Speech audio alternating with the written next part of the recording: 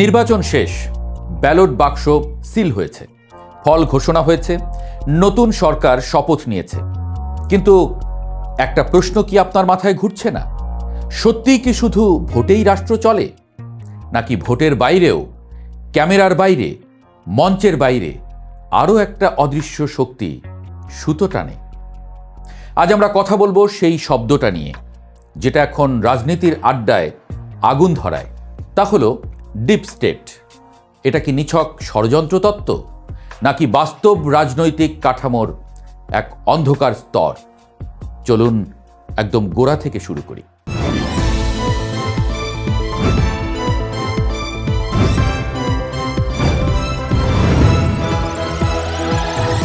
প্রথমে একটা সহজ প্রশ্ন।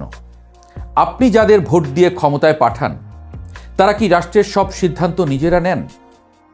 সংবিধান বলবে হ্যাঁ, কিন্তু বাস্তবতা বলবে না, পুরোটা না। রাষ্ট্র মানে শুধু প্রধানমন্ত্রী বা মন্ত্রিসভা না। রাষ্ট্র মানে প্রশাসন, সামরিক বাহিনী, গোয়েন্দা সংস্থা, কেন্দ্রীয় ব্যাংক, নিয়ন্ত্রক সংস্থা, কৌশলগত দপ্তর, বড় কর্পোরেট স্বার্থ, এমনকি আন্তর্জাতিক অর্থদাতাদের চাপ। এই পুরো জালটাই রাষ্ট্র কাঠামো। এখন ভাবুন, নির্বাচন হলো, সরকার বদল হলো, কিন্তু এই কাঠামোর কতটা বদলালো? সচিবালয়ের ফাইল কি বদলালো?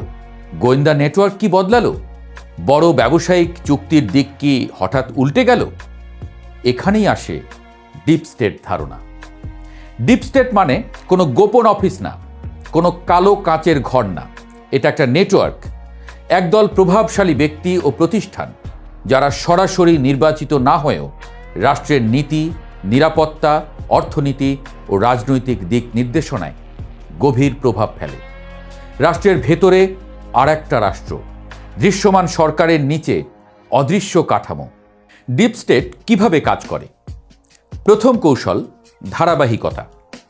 রাজনীতিবিদরা 5 বছর পরপর আসে, কিন্তু শীর্ষ আমলারা, নিরাপত্তা স্থাপনা, কৌশলগত দপ্তরের কর্মকর্তা, তারা দশকের পর দশক থাকেন। নীতির খসড়া তাদের হাতেই তৈরি হয়। নতুন মন্ত্রী অনেক সময় সেই ফাইলেই সই করেন, যেটা তিনি নিজে লেখেননি। দ্বিতীয় কৌশল তথ্যের নিয়ন্ত্রণ। গোয়েন্দা সংস্থা বা নিরাপত্তা প্রতিষ্ঠান যদি নির্বাচিত সরকারকে নির্দিষ্টভাবে সাজানো তথ্য দেয়, তাহলে সিদ্ধান্তও সেই তথ্যের উপরে দাঁড়ায়। তথ্য মানে ক্ষমতা, তথ্য মানে দিক নির্দেশ। তৃতীয় কৌশল অর্থনৈতিক প্রভাব। বড় কর্পোরেট গোষ্ঠী, আন্তর্জাতিক ঋণদাতা, অস্ত্র ব্যবসা, জ্বালানি চুক্তি, এগুলো কেবল অর্থনীতি না, এগুলো কৌশলগত সিদ্ধান্ত। রাষ্ট্র যদি কোনো বড় ঋণের উপরে নির্ভরশীল হয়, তাহলে তার অর্থনৈতিক স্বাধীনতা সীমিত হয়ে যায়। আর সেই সীমাবদ্ধতার ভেতরেই ডিপ স্টেটের মতো কাঠামো কাজ করার সুযোগ পায়। চতুর্থ কৌশল সংকটের ব্যবহার।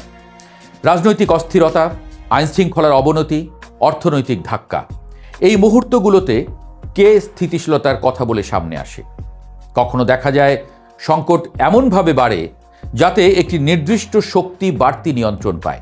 তুরস্কে ডেরিন ডেভলেট শব্দটি আলোচনায় আসে। অভিযোগ ছিল সামরিক বেসামরিক অভিজাতদের একটি নেটওয়ার্ক নির্বাচিত সরকারের বাইরে থেকেও সিদ্ধান্ত প্রভাবিত করত। মিশরেও একই অভিযোগ উঠেছে। যুক্তরাষ্ট্রের সাবেক প্রেসিডেন্টরা পর্যন্ত ডিপ স্টেট শব্দ ব্যবহার করেছেন প্রশাসনিক প্রতিরোধ বোঝাতে। তবে একটা জিনিস পরিষ্কার করা জরুরি, ডিপ স্টেট মানেই সব কিছু ষড়যন্ত্র না, সব অদৃশ্য প্রভাবই দুষ্টচক্র নয়। রাষ্ট্রের ধারাবাহিকতা দরকার, পেশাদার আমলাতন্ত্র দরকার, নিরাপত্তা কাঠামো দরকার। কিন্তু যখন সেই কাঠামো নির্বাচিত নেতৃত্বের বাইরে নিজস্ব এজেন্ডা বাস্তবায়ন শুরু করে, তখনই সেটা সমস্যা। এখন আসি বাংলাদেশ প্রসঙ্গে। বাংলাদেশ একটি উপনিবেশ উত্তর রাষ্ট্র। প্রশাসনিক কাঠামোর বড় অংশ ব্রিটিশ আমলের ধারাবাহিকতায় গড়ে উঠেছে। রাজনৈতিক নেতৃত্ব বদলেছে, কিন্তু আমলাতান্ত্রিক সংস্কৃতি অনেকাংশে একই থেকে গেছে। ফলে ক্ষমতার কেন্দ্র শুধু নির্বাচিত সরকারের হাতে থাকে না।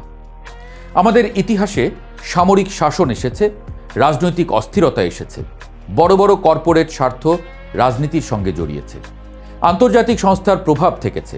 ফলে এখানে ডিপ স্টেটের মতো নেটওয়ার্ক গড়ে ওঠার সম্ভাবনা অস্বীকার করা যায় না। তবে সতর্কতা জরুরি। সব ব্যর্থতার দায় ডিপ স্টেট বলে ঝেড়ে ফেলাও বিপজ্জনক, কারণ এতে নির্বাচিত নেতৃত্বের জবাবদিহিতা হারিয়ে যায়। আবার সবকিছু কেবল নির্বাচিত সরকারের সিদ্ধান্ত এমন ভাবাও সরলীকরণ। নির্বাচনের পর এখন যখন নতুন সরকার কাজ শুরু করেছে, তখন সবচেয়ে গুরুত্বপূর্ণ প্রশ্ন, সিদ্ধান্ত কে নেয়? মন্ত্রী নাকি মন্ত্রণালয়ের স্থায়ী কাঠামো? জনগণের ইচ্ছা নাকি শক্তিশালী স্বার্থগোষ্ঠী? ডিপ স্টেট থাকুক বা না থাকুক, একটি দুর্বল গণতন্ত্রে অদৃশ্য প্রভাবের ঝুঁকি বেশি থাকে। কারণ দুর্বল রাজনৈতিক দল, দুর্বল সংসদীয় নজরদারি, দুর্বল গণমাধ্যম, এই তিনের ফাঁকে অপ্রাতিষ্ঠানিক শক্তি জায়গা করে নেয়। যেখানে রাজনৈতিক নেতৃত্ব শক্ত, স্বচ্ছতা বেশি, জবাবদিহিতা কার্যকর, সেখানে ডিপ স্টেটের জায়গা কমে যায়। যেখানে ব্যক্তিকেন্দ্রিক শাসন, অভ্যন্তরীণ গণতন্ত্রহীন দল আর ক্ষমতার কেন্দ্রীকরণ, সেখানে অদৃশ্য নেটওয়ার্ক সহজেই প্রভাব বিস্তার করে। ডিপ স্টেট কোনো ভূতের গল্প না, কিন্তু আবার সব সমস্যার অলৌকিক ব্যাখ্যাও না। এটা একটা রাজনৈতিক বাস্তবতার সম্ভাব্য রূপ, যেখানে ক্ষমতার আনুষ্ঠানিক কাঠামোর বাইরে অনানুষ্ঠানিক শক্তি জন্ম নেয়। নির্বাচন শেষ হয়েছে, সরকার গঠিত হয়ে গেছে, কিন্তু গণতন্ত্র কেবল ভোটে শেষ হয় না। গণতন্ত্র টিকে থাকে স্বচ্ছতায়, জবাবদিহিতায় এবং নাগরিক সচেতনতায়। প্রশ্নটা তাই আপনার কাছে, আপনি কি শুধু 5 বছরে একদিন ভোট দিতে চান, নাকি জানতে চান আপনার রাষ্ট্র আসলে কে চালায়?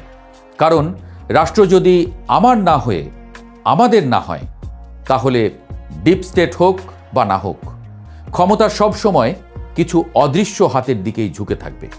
আর সেই অদৃশ্য হাতের গল্পটাই আমাদের আজকের আলোচনার কেন্দ্র।